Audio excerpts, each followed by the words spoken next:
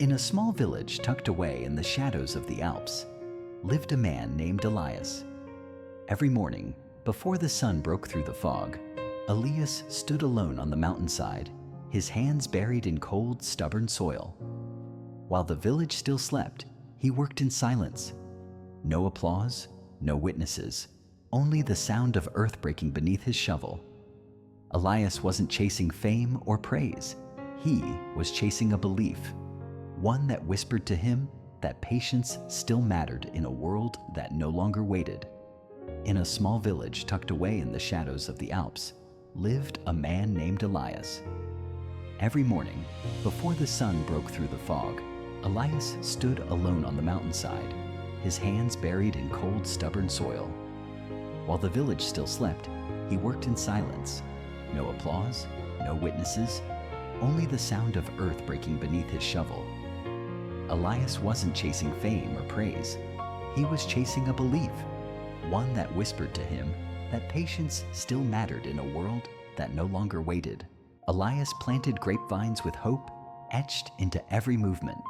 He watered them, protected them, spoke to them as if they could hear his doubts.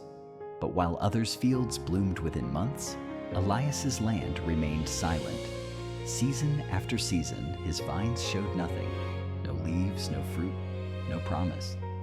The villagers began to notice. They smiled politely at first. Then they whispered. "Elias is a fool," they said. "He works harder than anyone, yet has nothing to show for it."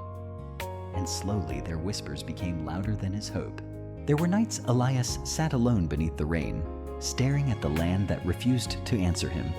His hands were cracked, his body exhausted, his heart heavier than ever. He had done everything right, worked longer, sacrificed more, endured quietly. Yet, the world only seemed to reward those who grew fast. He began to wonder if effort without results meant failure. In a society obsessed with speed, Elias felt invisible, and for the first time, he considered giving up. But what no one could see, what even Elias barely understood, was what was happening beneath the surface. While other vines grew quickly upward, shallow and fragile, Elias's vines were growing deep. Their roots fought through stone and darkness, anchoring themselves where storms could not reach. One morning, the earth cracked open, not with noise, but with life. Small green shoots emerged, stronger than anything the village had seen before, and they kept growing. Years later, Elias stood in a vineyard overflowing with deep purple grapes, strong, resilient, unbreakable. The same villagers who once mocked him now stood in silence, amazed. Elias smiled, not because he proved them wrong, but because he never let their doubt define him. The deepest roots require the longest silence.